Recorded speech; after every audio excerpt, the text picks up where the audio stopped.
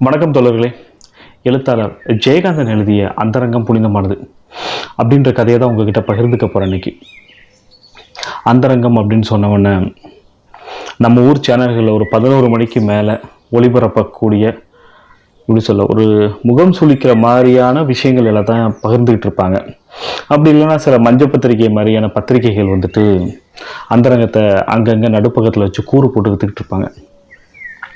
உண்மையிலே அந்தரங்கம்னா என்ன அப்படின்ற விஷயத்த இந்த கதை கேட்டு முடிக்கும் போது உங்களுக்கே ஒரு தெளிவு பிறக்கும். எனக்கும் அந்த தெளிவு பிறந்துச்சு. அதனால தான் உங்ககிட்ட பகிர்ந்துக்கன்னு ஆசைப்பட்டேன். சரி, கதைக்குள்ள போ. சுந்தர், ரமணி 2 பேருமே சென்னையில் காலேஜில் படிக்கிறாங்க. சுந்தரோட பின்னணியை பார்த்துக்கிட்டோம் அப்படின்னு சொன்னால் ஒரு கிராமத்துலேருந்து வந்தவர். ஆனால் ரமணி அப்படி கிடையாது. கான்வென்ட்டில் படித்தவங்க. அவங்களுக்கு இப்போ இருக்கக்கூடிய கல்ச்சரில் ரொம்ப அடாப்ட் ஆனவங்க, ரொம்ப மாடர்னாக இருக்கவங்க. பட் அதுக்காக சுந்தர் மாடர்ன் இல்லைன்னு நம்ம சொல்ல முடியாது. அவரும் அதே சிந்தனையில் இருப்பவர். அதாவது லேட்டஸ்ட்டாக என்ன இருக்கோ, இப்போ என்ன சிந்தனைகள் ஓடிக்கிட்டு இருக்கோ, இப்போ நடைமுறையில் என்ன இருக்கோ, வாழ்க்கைக்கு முற்போக்குத்தனமாக என்ன தேவைப்படுதோ அதுக்கு அடாப்ட் ஆனவர். ஏன்னா படித்தவங்க அப்படின்றதுனால. அப்போ இந்த 2 பேருக்கும் டிஃபால்ட்டாக ஒரு காதல் மலர்ந்து அது ஒரு திருமணத்தில் போய் நிற்கும் இல்லையா? அந்த திருமணம் அப்படின்ற ஒரு விஷயம் இவங்களுக்கு ரெஜிஸ்டர் மேரேஜாக மாறி போகுது. ஏன்னா 2 பேருமே வேற வேற கேஸ்ட். ஸோ இந்தியாவை பொறுத்தளவில் உங்களுக்கே தெரியும், வேற வேற சாதி அப்படின்னு சொன்னால் எனக்கு தெரிஞ்சு குடும்பங்களை நேராக போய் வச்சு நிகழ்த்துறது கிடையாது. ரொம்ப விரல் விட்டு என்ற மாதிரியான விஷயங்கள் மட்டும் நகரும். இன்னும் குறிப்பிட்டு சொல்ல போனால் அது பட்டியல் சமூகத்துக்குள்ள நடக்குமா அப்படின்னு சொன்னால் நடக்கவே நடக்காது. பல சம்பவங்கள் இருக்கு. சரி, நம்ம கதைக்குள்ள வந்துடலாம். இப்போ 2 பேருமே குடும்பத்தை எதிர்த்து கொண்டு ரெஜிஸ்டர் மேரேஜ் பண்ணிக்கிறாங்க. இந்த பண்ணிக்கக்கூடிய இடத்துல அவங்க வீட்டை விட்டு விலக்கப்படுறாங்க. சுந்தருடைய அப்பா கணபதி பிள்ளை, அவருக்கு பையன் இந்த மாதிரி ஒரு மேரேஜ் பண்ணிக்கிட்டது பிடிக்கல. சரி, இந்த திருமணம் செஞ்சுக்கிட்டு ஒரு 3 ஆண்டுகள் போகுது. 3 ஆண்டுக்கு பிறகு ஒரு குழந்தை பிறகு. முதல் பையன் பேரு வேணு. அப்பந்தான் கணபதி பிள்ளைக்கு கொஞ்சம் கோபம் தணிஞ்சு சென்னைக்கு பார்க்க வராரு. பார்க்க வந்துட்டு இவங்க வாழக்கூடிய வாழ்க்கை, நடந்துக்கக்கூடிய விஷயங்கள் எல்லாமே அவருக்கு ரொம்ப பிடிச்சி போகுது. நம்ம ஒரு கிராமத்து பின்னணியில் இருக்கோம். நம்ம சாதி சம்பிரதாயம் அப்படின்னு சொல்லி 1000 விஷயங்கள் யோசிச்சுட்டு இருக்கோம். ஆனால் இவங்க சாதியெல்லாம் மறுத்துட்டு ஒரு சம்பிரதாயத்தை மீறி ஒரு கல்யாணம் பண்ணிக்கிட்டு இவ்வளோ அந்யோன்யமாக இவ்வளோ அழகான ஒரு வாழ்க்கையை வாழ்கிறாங்களே அப்படின்னு சொல்லிட்டு ஒரு ரெக்வஸ்ட் வைக்கிறார் அவங்ககிட்ட. வேணு, நான் உன்னை பிரிஞ்சு இருந்துட்டேன். எனக்கு அது வருத்தம் தான். உன் கல்யாணத்தை நான் நடத்தி வைக்க முடியல. நானே முன்ன நின்று செஞ்சுருக்கணும். எனக்காக ஒரே ஒரு பிராயசித்தம் பண்ணுறதுக்காக ஒரு வாய்ப்பு கொடுக்குறியா அப்படின்னு சொல்லி கேட்குறாரு. என்னப்பா அப்படின்னு சொல்ல, உன் மகனை நான் வளர்த்துக்கலாமா அப்படின்றாரு. 2 பேரும் யோசிச்சு ஒரு சில ஆண்டுகள் ஆன பிறகு, கொஞ்சம் பெரிய பையன் ஆன பிறகு தாத்தா கிட்ட வளர்க்க கொடுக்குறாங்க. தாத்தா தான் வேணு வளர்த்துட்டு இருக்காரு. வேணு போக அதுக்கப்புறமும் அவங்களுக்கு ஒரு 3 குழந்தைகள் இருக்கு. இப்போ சுந்தர் ரமணி தம்பதிக்கு 4 குழந்தைகள் ஆகிருது. வேணு அங்கதான் படிக்கிறான். அவ வளர்ந்த கல்ச்சர்லாம் எப்படின்னு சொன்னா, எப்படி சொல்ல, ஒரு பண்பாடு நாகரீகம் அப்படின்னு சொல்லிட்டு பொத்தி பொத்தி பொத்தி வளர்த்துருப்பாங்க இல்லையா கிராமத்துல, அந்த மாதிரியான ஒரு கல்ச்சர்ல வளர்ந்து வரான் வேணு. அவனுக்கு தெரிஞ்ச 2 தம்பதி, 2ன்னு சொல்ல முடியாது, ஒரே ஒரு தம்பதி, அவங்க தாத்தா பாட்டி. அவன் வளரும் போதும் அவர்கள் தாத்தா பாட்டியாக இருந்தாலும், வளர்ந்து பெரிய பையனாகும் போதும் அவன் தாத்தா பாட்டியாகவே இருந்தாங்க. இப்போ அவன் காலேஜ் படிக்கான், இன்னமும் அவர் தாத்தா பாட்டியாகவே இருக்கிறார்கள். ஏன் இந்த வார்த்தையை தாத்தா பாட்டியாக இருக்காங்கன்னு சொல்றேன்னா, அவங்க தாத்தா உட்காந்து பேசிட்டு இருக்காரு அப்படின்னு சொன்னா அவங்க பாட்டி கூட உட்காந்துருக்க மாட்டாங்க, எந்திரிச்சு தான் நிற்பாங்க. எப்பவும் சேலை தான் கட்டியிருப்பாங்க. நெத்தி நிறைய குங்குமம் வச்சிருப்பாங்க, மஞ்சள் பூசி இருப்பாங்க.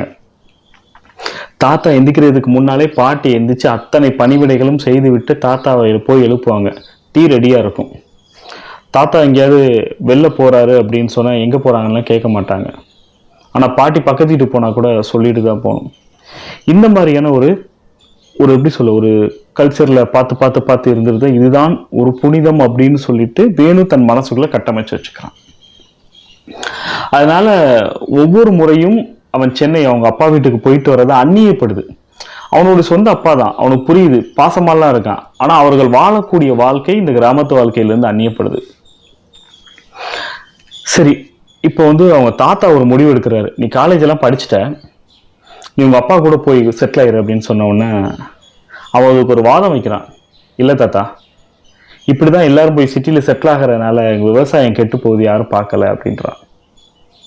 உடனே அவங்க பாட்டி அதுக்கு சரிதாம்பா நீ பேசுறது அப்படின்ற மாதிரியான ஒரு வார்த்தையை சொன்ன உடனே அவங்க தாத்தா 2 நிமிஷம் ஈஸி சார் அப்படி படுத்து சாஞ்சிட்டு, இல்லைம்மா அப்படிலாம் சொல்லாத. நீ உன் பிள்ளை பிரிஞ்சு இருக்கும்போது உனக்கு என்ன வலி வேதனைகள் இருந்துச்சோ அதே வலி வேதனை உன் பிள்ளைக்கு இருக்கும், சுந்தருக்கும் இருக்கும். அதனால அங்க அவனை அனுப்பிச்சி விடுறது தான் சரி. ஒருவேளை அவனுக்கு அங்க இருக்க பிடிக்கல வேணாம் அப்படின்னு எப்ப தோணுதோ அப்போ அவன் வரட்டும், ஒன்றும் பிரச்சனை இல்லை. இது உன்னோட வீடு, அதுவும் போக வேணும். நீ அங்க போகணும் அப்படின்றது கட்டாயம் எல்லாம் கிடையாது. அது உங்க அப்பா அம்மாவுக்கு செய்யக்கூடிய, இவ்வளவு நாள் இங்க பிரிஞ்சிருந்து அவங்கள பிரிஞ்சிருக்க, அதுக்காக நீ செய்யக்கூடிய ஒரு விஷயமா நீ நினைச்சிட்டு போ, அவ்வளவுதான். மற்றபடி பெருசா ஹார்டாலாம் எடுத்துக்காது அப்படின்ற மாதிரி சொல்லி அனுப்பிச்சு விட்றாரு. ரயில் ஏறி சென்னைக்கு போறான். சென்னைக்கு போன உடனே அவனுக்கு எப்பவும் போல அந்த வீட்டுக்குள்ள போனவுடனே அவனுக்கு எதுவுமே அந்யோன்யப்படாது. குழந்தைங்க அவனோட தம்பிங்கள்லாம் வருவாங்க. வந்தவொடனே சாக்ஸை கழட்டி போட்டு அந்த ஒரு மாடர்ன் என்வாயர்மெண்ட் இருக்கு இல்லையா, போய் பிளே கிரவுண்டில் போய் விளையாட போகிறது அந்த மாதிரி இருக்கும். இவன் அப்படியே உட்காந்துட்டு இருப்பான்.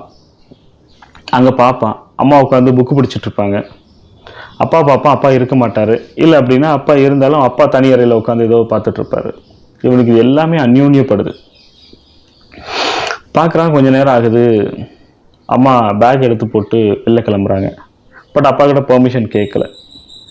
ஒரு நாள் மறுநாள் பார்க்குறான், அம்மா 8 மணிக்கு தான் எந்திக்கிறாங்க. அப்பா டீ போட்டு கொண்டு வந்து அம்மாவை சூப்புறாரு. இந்த இதுக்கு எல்லாமே வந்துட்டு அவனுக்கு எதிராக தோணுது. என்னடா நம்மளுக்கு கலாச்சாரம்னு ஒன்று இருந்துக்கிட்டே இருக்கே, இவங்க எல்லாம் 8 மணிக்கு எந்திக்கிறாங்க, பையன் ஸ்கூலுக்கு போயிட்டு வந்து அவனா எந்திரிச்சு எப்படி டியூஷன் போயிட்டு வரான்.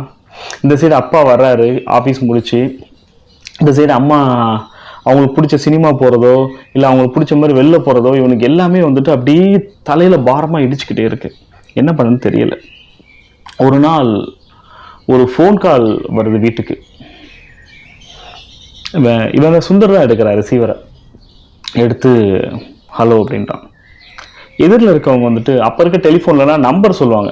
இப்போ 9962052225 அப்படின்ற மாதிரி இதான் அவங்க நம்பரா அப்படின்னு சொல்லி கேட்பான். கேட்ட உடனே எஸ் அப்படின்னா, ஐ எம் வத்சலா,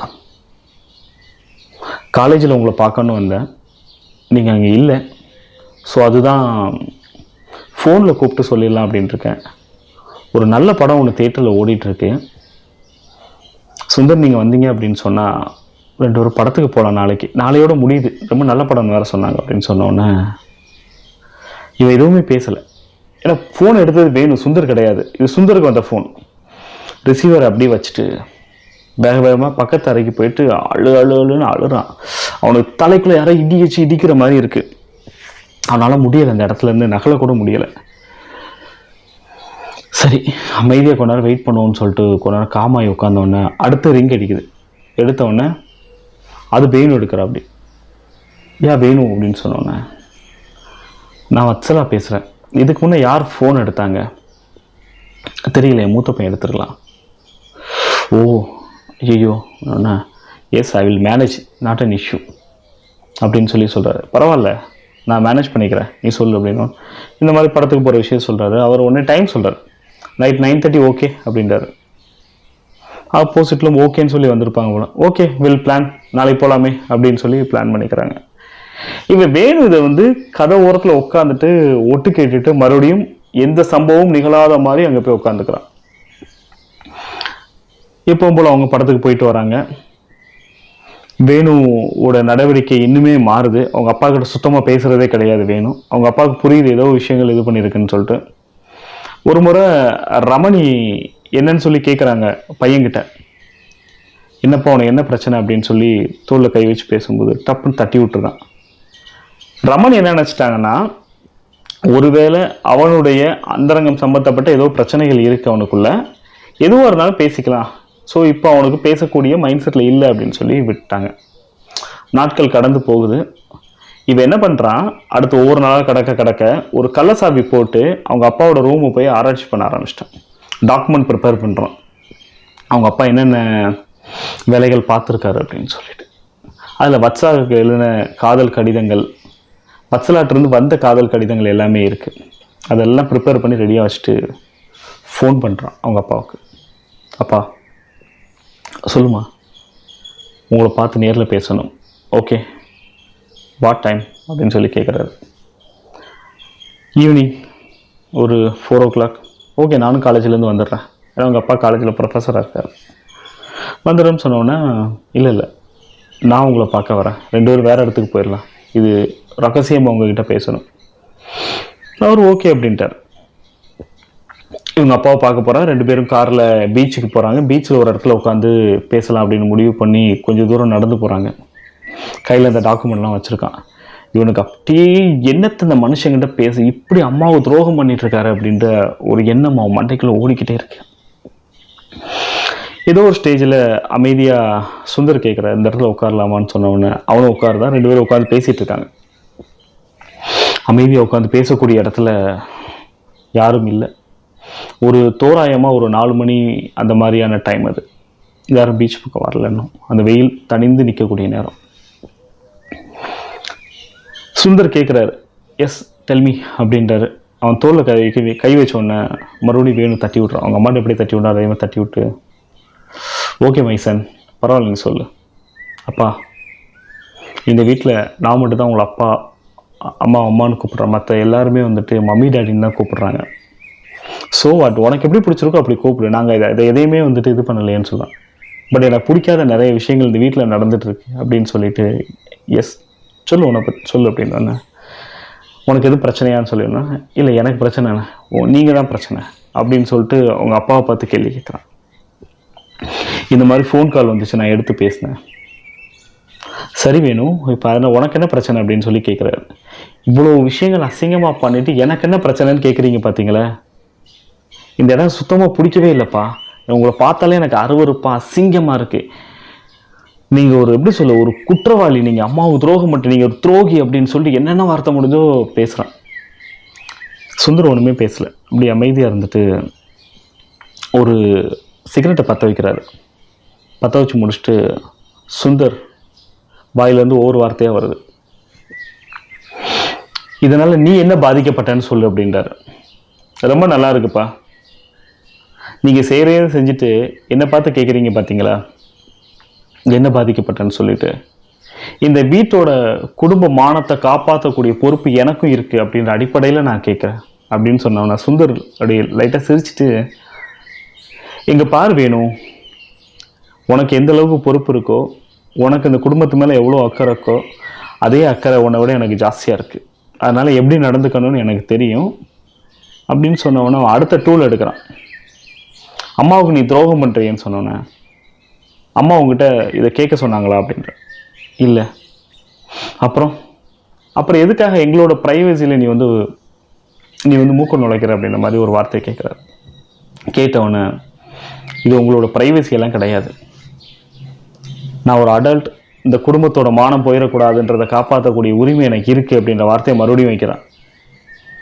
வேணும் ஒரு விஷயத்தை புரிஞ்சுக்க, இன்றைக்கி நான் பண்ணக்கூடிய விஷயங்கள் எதெல்லாம் உனக்கு வந்துட்டு தப்புன்னு தோணுதோ அது எல்லாத்தையும் உன் மனசுக்குள்ளே பூட்டி வச்சுக்க. உனக்கு ஒரு மெச்சூரிட்டி வரும், அப்போ நீ அதை ஓப்பன் பண்ணிப்பார், அது வரைக்கும் அதை பார்க்காத அப்படின்னு சொல்கிறாரு.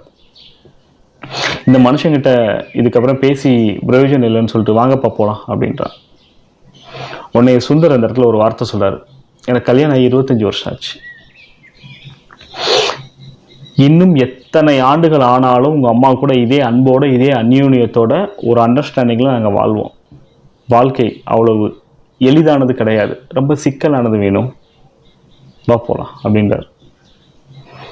வேணு ஒரு 2 நாள் 3 நாள் ஆச்சு, அதே டென்ஷனோடு சுற்றிட்டு திரியிறான். ரமணி அவங்க அம்மா பார்க்குறாங்க, பையனுக்கு ஏதோ பிரச்சனைன்னு சொல்லி புரியுது. ஆனால் இவன் எதுவும் பேச முன் வரலனாக்கில் அவங்களும் அமைதியாக இருக்காங்க. ஒரு நாள் ரமணி ஈசி சேரில் உட்காந்து அப்படி புத்தகத்தை படிச்சுட்ருக்காங்க. படிக்கும்போது அம்மா அப்படின்னு சொல்லி கூப்பிட்றான், சொல்லுமா அப்படின்ற. அந்த சைடு பார்க்க ரகசியமாக பேசுகிறதுக்கான எல்லா வசதிகளும் இருக்குது, ஏன்னா வீட்டில் யாருமே இல்லை. அப்போது சமயக்காரம்மா அந்த சைடு படுத்து தூங்கிட்டாங்க.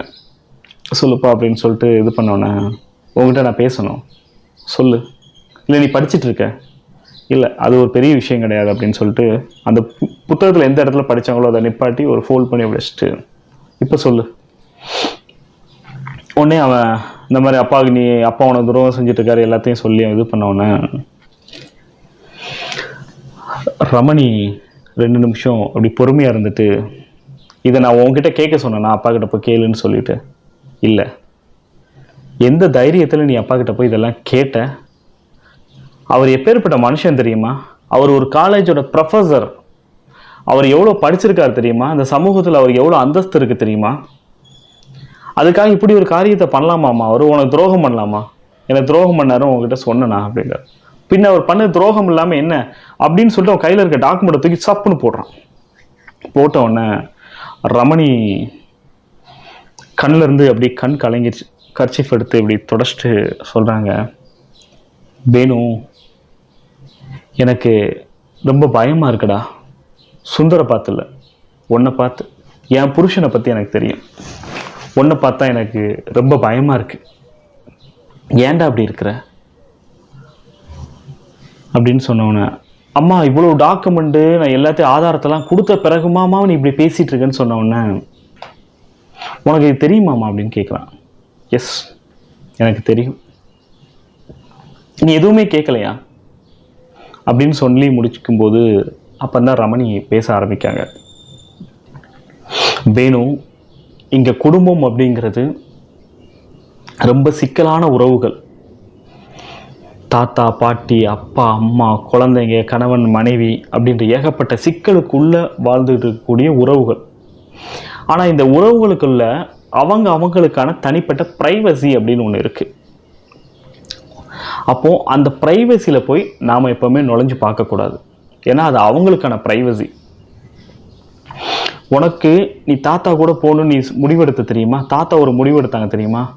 அதுக்கு நாங்கள் ஒத்துக்கிட்டோம். அது தாத்தாவுக்கும் உனக்குமான இருந்த ப்ரைவசி. அதில் நாங்கள் இது வரைக்கும் எந்த நோவும் சொல்லலை. நாளைக்கு நீ ஒரு முடிவெடுத்தாலும் அதுக்கு நாங்கள் சம்மதிப்போம். ஸோ இங்கே ஒவ்வொருத்தங்களுக்கும் ஒரு ப்ரைவசி இருக்குமா? குடும்பம் அப்படின்றது ரொம்ப சிக்கலான ஒரு விஷயம்.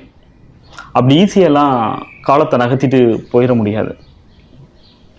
அப்போ நீ சொல்கிற மாதிரி நான் இதை போய் அப்பாட்ட என்றைக்கே சட்டையை பிடிச்சி கேட்டிருப்பேன்னு வச்சுக்கோயேன், அந்த மனுஷனுக்கு இந்த சமூகத்தில் இருக்கக்கூடிய அந்தஸ்து, அந்த மனுஷன் படித்து வச்சுருக்க படிப்பு, அந்த ஆள் பார்த்துட்டு இருக்கக்கூடிய மிகப்பெரிய வேலை, இதெல்லாம் அப்படி இடதுகையில் தள்ளி விட்டுட்டு அவர் ஒரு மூலையில் உட்காந்துருக்கணும், நான் எங்கேயோ ஒரு மூலையில் இருக்கணும், நீங்கள் எங்கேயோ ஒரு மூலையில் இருக்கணும். இப்படி வாழ்க்கையை சீரழிஞ்சு சின்னாமணமாக மாறிடும்.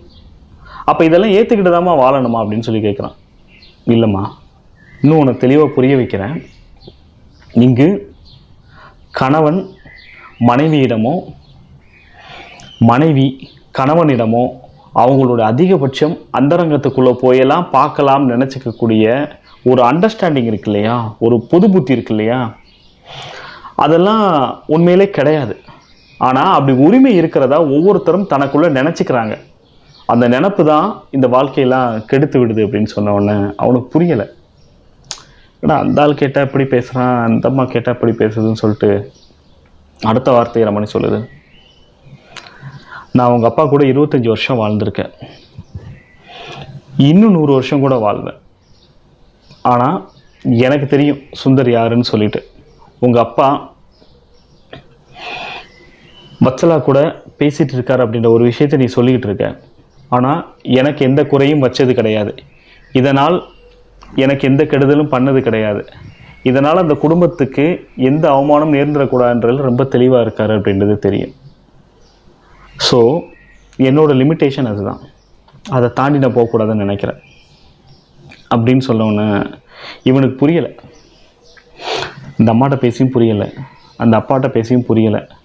ஆனால் கண்ணு முன்னால் தோணக்கூடிய வாழ்க்கை முறை எதுன்னு சொன்னால் தன்னுடைய தாத்தா பாட்டியோட வாழ்க்கை முறை தான் தோணிக்கிட்டே இருக்கு. ஒரு கணவனுக்கு கட்டுப்பட்ட மனைவி, கணவன் சத்தமாக பேசினா அப்படி வாயை பொத்திட்டு அமைதியாக நிற்கக்கூடிய ஒரு மனைவி, இப்படி தன்னை பாட்டியை பார்த்து பார்த்து வளர்ந்துட்டு இந்த அம்மா இப்படி சுற்றிட்டு தெரியும்போது ரொம்ப ஒரு நாள் ஏற்றுக்க முடியலை. உடனே அடுத்த வார்த்தை சொல்கிறான், தாத்தா சொன்னாருமா நீங்கள் லவ் மேரேஜ் பண்ணிட்டீங்கன்னு சொல்லிட்டு, அதனால தான் அப்படி இருக்கீங்களா அப்படின்னு சொன்னோன்னே அவங்க அம்மா லைட்டாக சிரிச்சிட்டு, இல்லை வேணும், அதனால தான் நான் இன்னும் அண்டர்ஸ்டாண்டிங்கில் இருக்கேன். எனக்கு தெரியும், நீ போயிட்டு உன்னோட லைஃப்பை பாரு அப்படின்னு சொல்லிட்டு அடுத்த வார்த்தை சொல்கிறாங்க. சுந்தர், உங்கள் அப்பா ரொம்ப தைரியமான ஆள், எதையும் தாங்கி இதையும். நீ இத்தனை கேள்வி கேட்ட பிறகு கூட அவர் அமைதியாக உனக்கு பதில் சொல்லிட்டு வந்திருக்கார் இல்லையா, இஸ் வெரி கிரேட் அப்படின்னு சொல்லிட்டு அந்த இடத்த விட்டு நகர்ந்தாங்க. 2-3 நாட்கள் ஆகுது. சொல்லாமல் கொள்ளாமல் தான் பையன் தன்னுடைய தாத்தா வீட்டுக்கு எப்பவும் போல போயிட்டான். ஒரு 2-3 நாள் கழித்து ஒரு கடிதம் வருது. ரமணி அதை பிரித்து படிச்சுட்ருக்காங்க. பிரித்து படிக்கும்போது ரமணி படித்த வார்த்தைகள் சில இருக்கல. அன்புள்ள அப்பா அம்மா, இந்த மாதிரி நான் ஊருக்கு போய் வந்துட்டேன். நீங்கள் வாழக்கூடிய வாழ்க்கை எனக்கு அந்நியப்படுது. அதனால் நான் உங்ககிட்ட இருந்து வாழ்கிறத எனக்கு பிடிக்கல. தாத்தா பாட்டி கூட இருந்துக்கிறேன் அப்படின்னு சொல்லிட்டு இது பண்ணி படித்து முடித்தோடனே அங்கேருந்து காரில் இருந்து இறங்கி சுந்தர் வர அப்படி கோட்டை ஒரு கையில் வச்சுட்டு வந்தவொடனே, என்ன ரமணி அப்படின்னோடனே ரமணி அப்படியே அமைதியாக உட்காந்துட்டு இந்த கடிதத்தை கொடுக்குறான். இந்த இடத்துல தான் ஜெயகாந்தன் நிற்கிறாரு. அந்த இடத்துல ஒரு கடிதம் வந்துட்டு ரமணி படிச்சுட்டு இருக்காங்க. சுந்தர் நினச்சா என்ன கடிதம் சொல்லி கேட்டிருக்கலாம். சுந்தர் எதையுமே கேட்கல, கடந்து போயிட்டு அமைதியாக போகும்போது ரமணி தான் அந்த கடிதத்தை சுந்தர்கிட்ட போய் கொடுக்குறாங்க. கொடுத்தவொடனே சுந்தர் அதை பார்த்துட்டு ஒரு பொன்முறையில் சிரிச்சுட்டு அப்படியே அமைதியாக இருக்கும்போது ரமணி ஒரு வார்த்தை சொல்கிறாங்க. இங்கு பிற்போக்குத்தனமானவர்கள் 60-70 வயதிற்கு மேற்பட்டவர்களாக இருக்க வேண்டும் என்கிற எந்த ஒரு கட்டாயமும் இல்லை. 20-21 வயதில் கூட இருக்கலாம் அப்படின்னு சொன்ன உடனே அவன் தன்னுடைய மனைவி ஒரு அண்டர்ஸ்டாண்டிங் வச்சுருப்பாங்களே, அதை பார்த்து நெகிழ்ந்து போய் அந்த கோட்டு அந்த லெட்டர் எல்லாம் தூர வச்சுட்டு மனைவி கிட்ட அப்படி நெருங்கி வரான். ரமணியின் உதடு சுந்தரின் கன்னத்துக்கிட்ட போய்கிட்டு இருக்கு. சுந்தரும் ரமணியும் அவங்களுடைய அந்தரங்கத்துக்குள்ளே போயிட்டாங்க. அடுத்தவங்களுடைய அந்தரங்கத்தை எட்டி பார்க்குறது அநாகரிகம், ஆனால் அந்தரங்கம் புனிதமானது. நன்றி தோழர்கள்.